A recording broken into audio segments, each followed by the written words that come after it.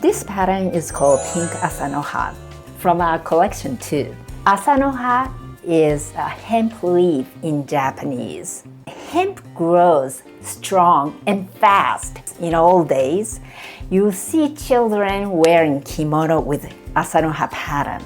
It is a prayer of their parents in the hope that their children grow fast, strong, healthy. I wanted to introduce pattern in a completely new way, so I abstracted the traditional Asanoha pattern a little bit. As always, I want to start with a simple drawings in my sketchbook. And this is my way of doing color palette studies. I wanted to bring something really bright and vibrant. And here is this turquoise blue. It also reminded me of water.